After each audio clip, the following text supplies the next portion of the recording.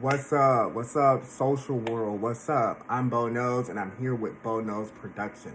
Story time. Yeah. Story time. So, hey, here it is. Here's the story. This is how I got into the production world. Um, it's gonna be like some little delay segments or whatever. Hey, but this is how I got into the production world. So sit back, go get you something to drink. I have some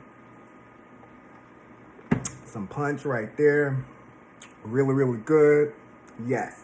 And let's talk about how I got into the production world.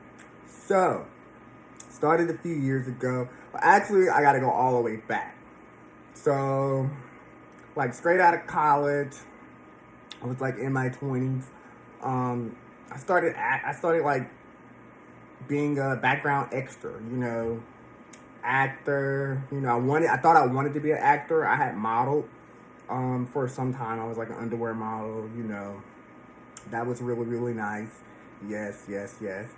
But back to how I got in like film production, scripted and unscripted TV, live events, all that good stuff. Well, straight out of high school into college, I just started taking odds and end jobs. I was like more freelance. Like I knew my life kind of wanted me to set my own schedule and be freelance. So, hey, that's what I did. I did a lot of freelance stuff. Um, Most depth. Like I worked like all kind of brand ambassador jobs, representing products. I live in the South. There's a lot of festivals, a lot of conventions in my area. I was just freelancing it out. Yeah. So I got into like background actors, extra work, background. And I did that for a while, with some shows, and I liked it. Then I went back to corporate. I graduated, I got my degree, and I basically, I was like, hey, let me go make some money. I realized like working a 9 to 5, being on the clock, not my kind of drift. I'm more freelance. I want to like set my schedule and, get it like that, basically. So basically, um, I got into corporate America, started using my degree, and I just realized it wasn't working. Like, I realized like before I went to corporate America, I made more money when I was freelancing and making my own schedule. So with that being said, um, I started back like background work, stand-in work, and then I started being more of a stand-in, like, a stand-in on set is basically when you're standing in for the actor, the main actor, so they'll get the lighting, the camera set up and everything on you until, they bring the actor out to set when they bring the actor out to set when they're ready to start filming. So you help them do the setup work. And when you're standing, it's like you're always on set. Like you're not in a holding area. Like you're always by the camera. You're always by directors. You're always by producers. You're like always there because you never know when they may need you. So with doing a lot of this, I took on a project and I had like 60 days straight, standing in for the main cast, the main actor. Actually, the series is I'm a Virgo. So it's like 60 days of standing in for the main actor, and then like other supporting main actors as well. So I was there every day. And I just started to see like how everything works, like the camera, production, like everything just started to just go haywire in my head. And I am a Virgo, kudos for that. And it just made me think. I was like, after this job, I don't think I want to stand in anymore. I want to move behind the camera, and I want to produce work. Like, I literally want to produce work. And like, I manifested on it because rewind a little bit. Like, I was, the job for, the job that I'm talking about that made me have an epiphany was, I'm a Virgo, Amazon Prime, and like on my way to take the COVID test for the job, like I had told my cousin who was riding me, I was like, this is gonna be like the last background job. Like my next job, like I'm gonna be standing in like full time, you know. And little behold, like I was just gonna be background because that's what I was taking the COVID test for. But when I got on set the next day, they were like, we need you to stand in. So it's like I had got bumped up to stand in. I was like, really? So I was like, oh my gosh, like you need to stand in. And it's like I had literally just said that like the day before to my cousin. I was like, I want like more of an important role versus just being background. You know, background is important. I take my hat off to all you guys. I love you guys. You're still part of my community. I actually try to pull you guys in and put you on the other side of the camera or get you a more SAG role. But background is really, really cool. Like I made a living off doing background, like for real. So like I literally put that into the universe, and then I got bumped up on set for that role as standing in that background. And then when I was in the midst of doing the 60 days of background, because like when I became a background, everybody was like, oh my gosh, like when I was standing in, everybody was like, oh my gosh, you're doing so great, like you don't move, like it was really, really working for the whole team, directors, producers, writers, everybody like loved me as a background, like as a stand-in guy. So like every day they booked me. So I literally worked like 60 days. And like I started like manifesting and thinking like, hey, now like I want to move like on the other side of the camera.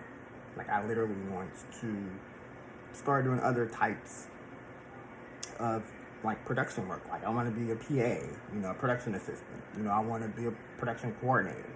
You know, I didn't really say I wanted to do too much with camera, but I wanted to be behind the camera, like making things happen. Like I went to school for business. I have a degree in business, a bachelor's. So I wanted to kind of like make it make sense.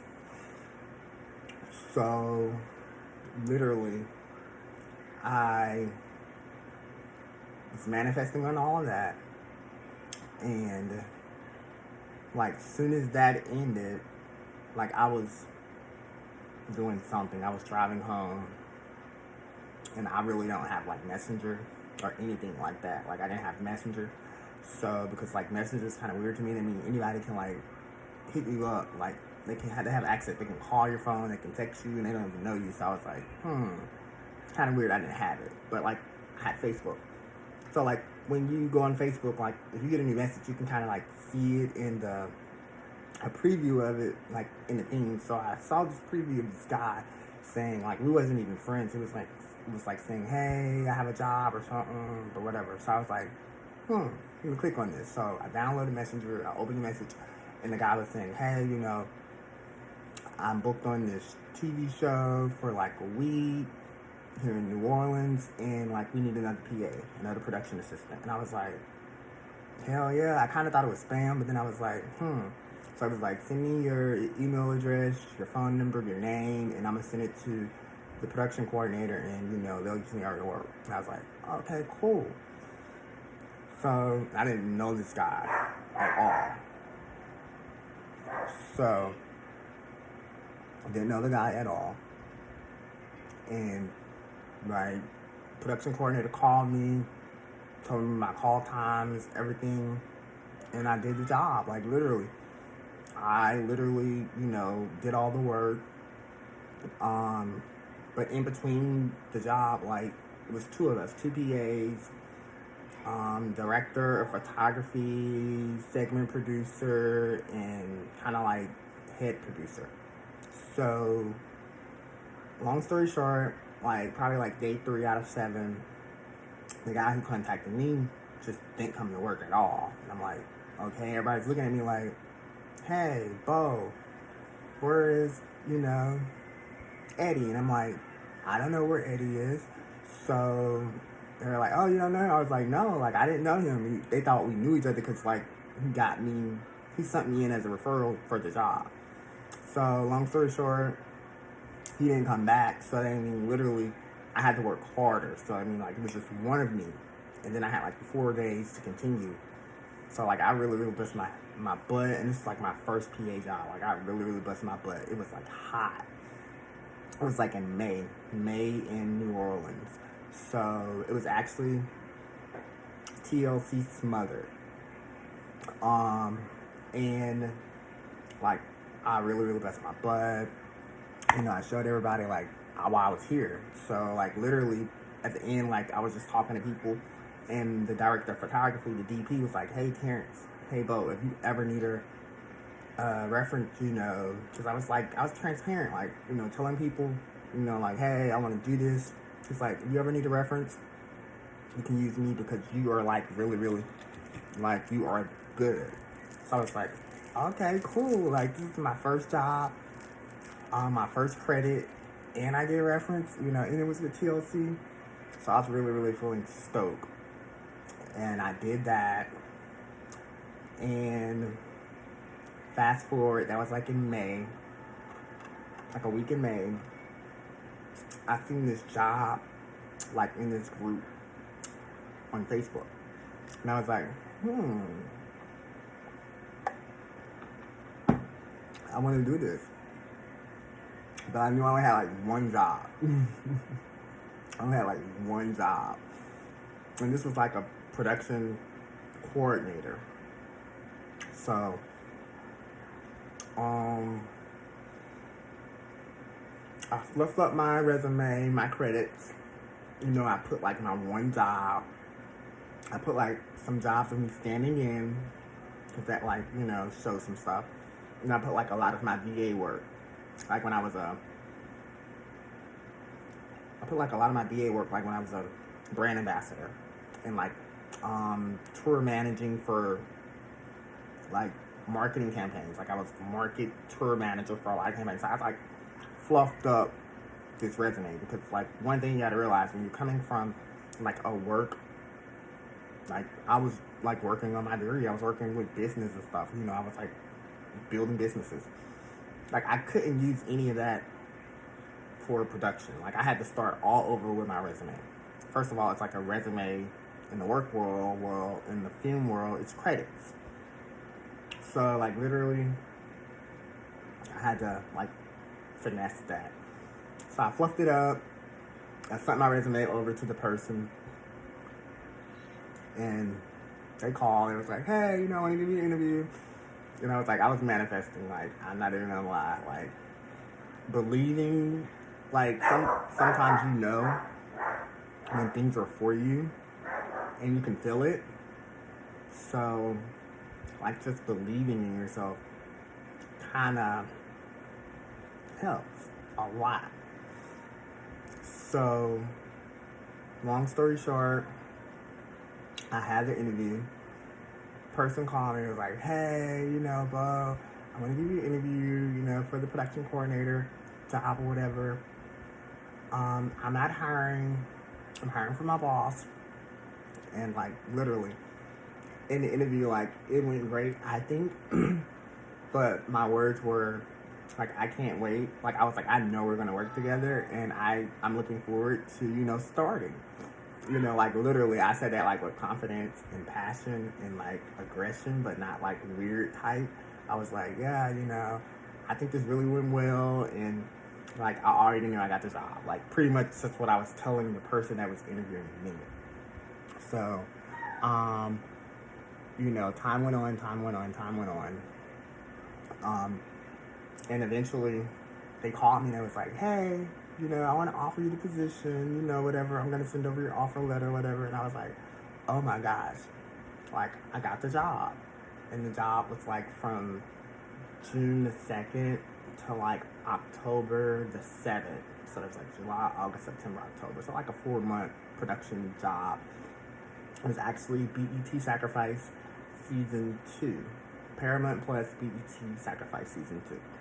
So, um, that was really, really well. This is my second production job, and like I was already like coordinating, and I was like so green. Oh my gosh, like I was like learning and trying to learn, but it really, really worked out. I made a good friend slash sister and my production supervisor, the person who gave me the interview, who said they wasn't hiring, but come to find out they really, really were hiring. And then also, what else? I wanted to make this a part 2 because it's like so juicy. But I'm going to try to speed it up and make it all into one little video. So, like, fast forward, me getting a job and like me getting comfortable around my new boss. You know, I'll call her T. I'm like getting around, you know, my boss T or whatever. So, no, her name is Nola. So, like, Nola and I, like, we were getting really, really close. Like, I was like, oh my gosh, this is going to be, like, my sister from another mother. Like, you know, she's going to train me. You know, I'm going to be, like, the best coordinator she had. So, like, we just started being more transparent with each other. And she was like, Terrence, you know, I really want to, she was like, Beau, you know, I really want to, my name is Terrence, guys, if you ever heard me say that, but Beau, everyone calls me Beau. I'm Beau Knows, okay? It's like, Beau, Nola was like, Beau, I really want to tell you, like, how the whole interview process went. And I was like, okay, great. So, because I was, like, always answering, I was like, I told you, like, you know, I was going to have this job and we was going to be working together, right? And she's like, yeah, you told me. So, crazy. She was like, she had already offered the job to, like, one of her friends that she had already worked on a production with, but they didn't want it. And then she hired someone else, and then they were like, they really couldn't do it. So she went back through her stack, and like she was down to like 7 or 8 resumes. So like she was in her office, and she was like, okay, let me take these resumes. I got to make a decision. And all the resumes fell on the floor.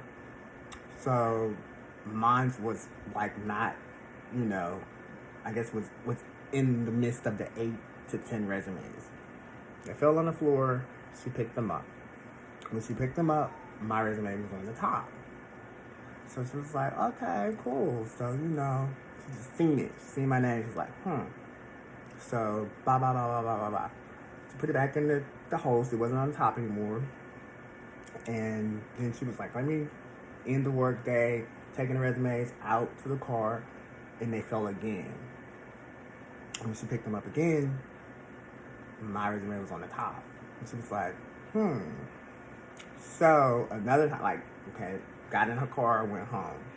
She went home, and, like, she was getting ready to sit down, and the resumes fell, and, you know, she picked them up again. My resume was on the top again, but she had never put my resume on the top. She was putting it back in there.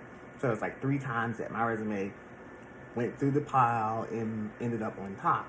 So, she was like, maybe this is a sign. You know, I need to hire this guy. So, she looked over the information, and then she offered me the position. And that's kind of like the backstory of how I got into the production role. And that was like my second job, but my first long run job. Because my first job was like only a week, but the second job was like 4 months. And so that's it. That was my story time, guys. Hope you guys like it. I hope you guys drop down in the comments below, leave comments, hit that like button, hit that subscribe button, and peace. Until next time.